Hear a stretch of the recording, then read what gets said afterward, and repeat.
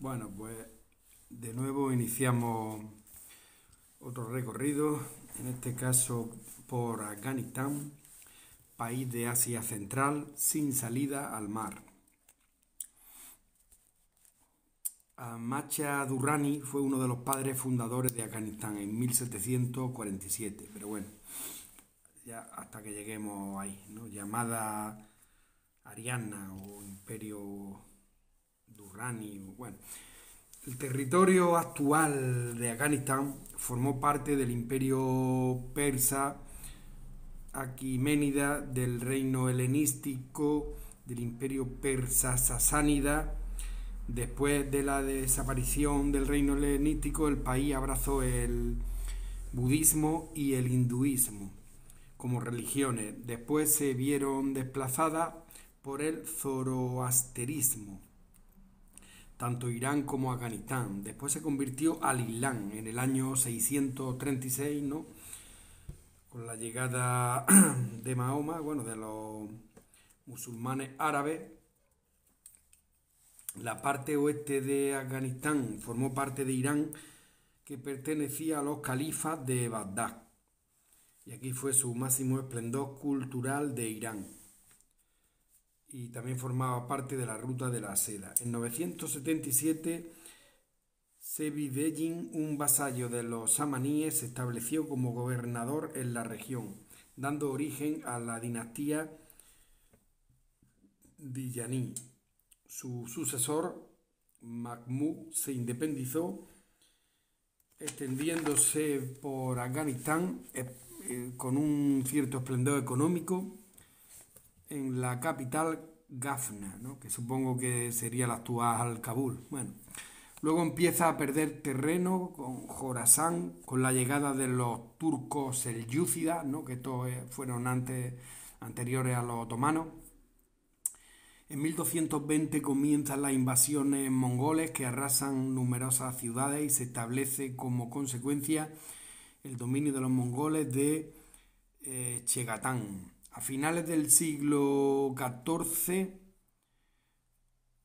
de haberla conquista el país hasta el siglo XV y medio, con continuas luchas entre sus sucesores. El establecimiento del actual estado de Afganistán se produce en 1747. 1747, ¿no? Como hemos dicho, con Durrani, el imperio Durrani. Mayormente eran de etnia pastún, que irá desde 1747 a 1823.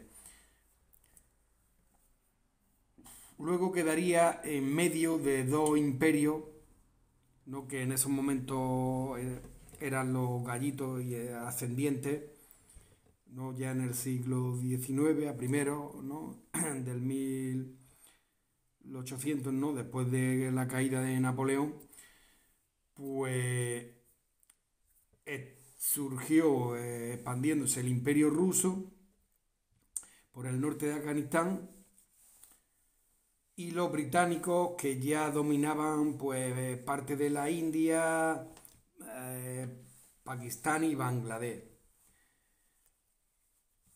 ¿no? Y ya nos encontramos en el siglo XIX en el contexto del Gran Juego, que rivalizaban el imperio ruso y el británico por hacerse con Asia Central. A mediados del XIX llega al poder Mohammed Shah, que sucede a los Durrani, y la fundación del Emirato de Afganistán.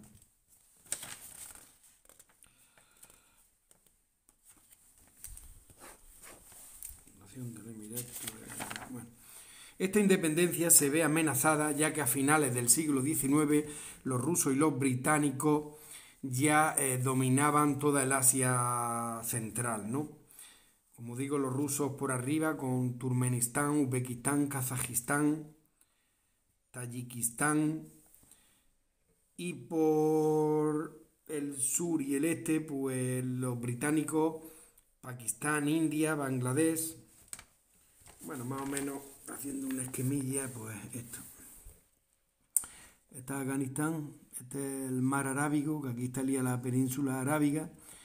Bueno, pues por el norte tenemos Turkmenistán, Uzbekistán, Kazajstán, Tayikistán, todo esto ya estaba dominado por el Imperio Ruso.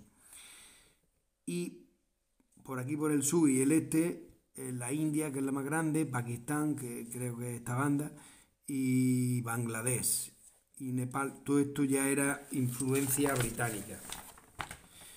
Y entonces pues Afganistán lo dejan como para... porque si cualquiera de los dos quiere invadirlo, pues hubiese sido un choque entre los dos gallitos. Entonces más o menos es respetada de modo que evita que entren en guerra los grandes imperios del momento. Esto era como una guerra fría, ¿no? En aquel momento.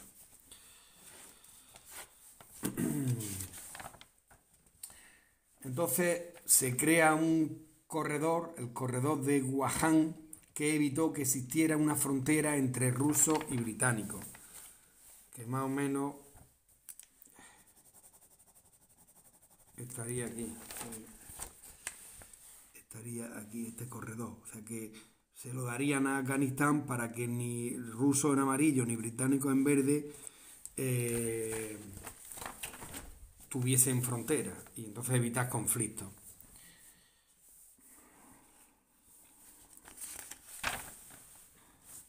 El hecho de la independencia del Emirato Afgano hizo que se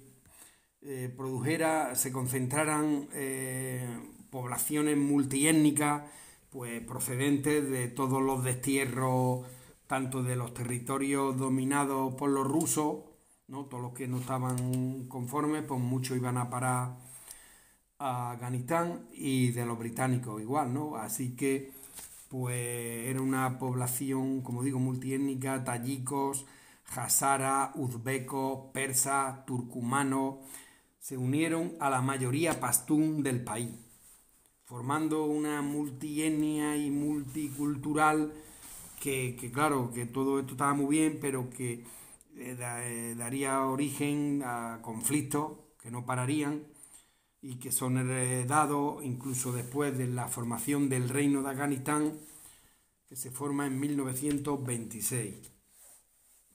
1973. Aquí ya me he pasado porque la independencia de Afganistán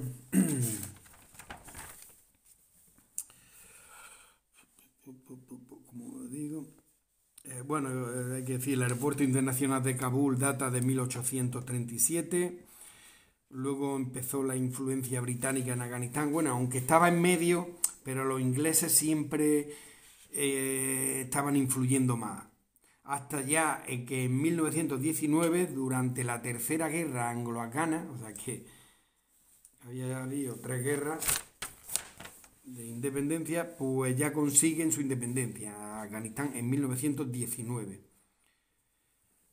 obtiene su independencia del Reino Unido. Entonces, por lo que se ve, llegó a pertenecer. Es que no lo deja.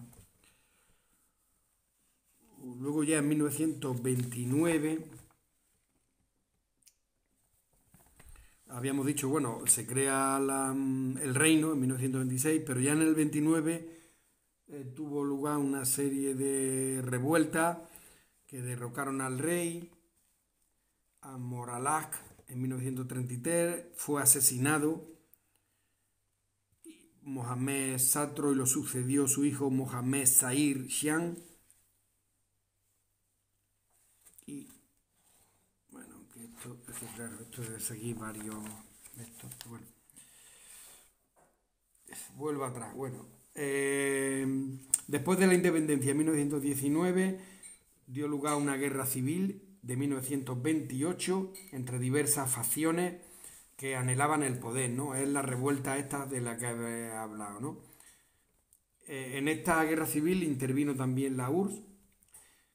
Bueno, hubo una rebelión de Kurdistán en 1930, otra de Shiwan en 1930, otra revolución de las tribus en 1944, y todo esto no hacía más que debilitar la monarquía reinante. Luego otra revuelta Brahim Bey en 1945-46. La monarquía caería en 1973 en el contexto de la Guerra Fría.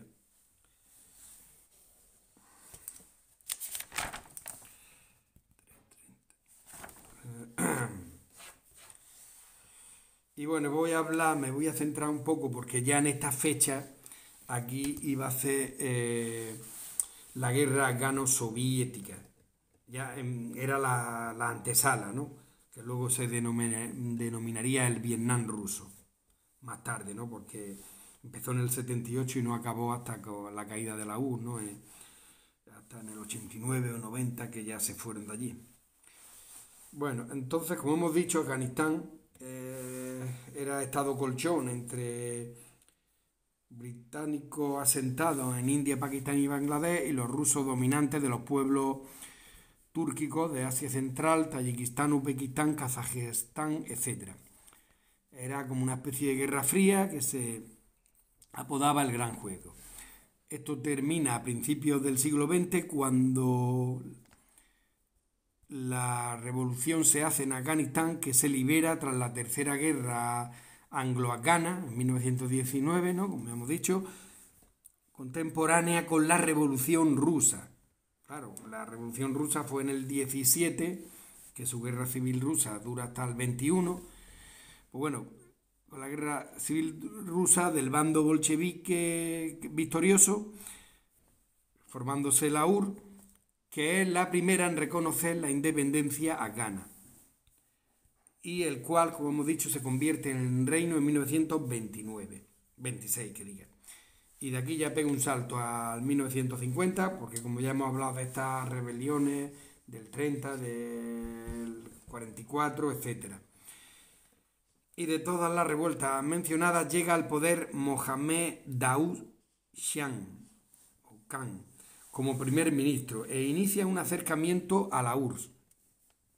En 1955 se firma un acuerdo sobre libre tránsito de comercio entre ambos países, por tanto estrechando lazos, ¿no? Afganistán con la URSS. En el 63 el rey Mohammed Zahir Shah expulsa al primer ministro prosoviético y asume el gobierno personalmente, mejorando relaciones con los vecinos de Pakistán.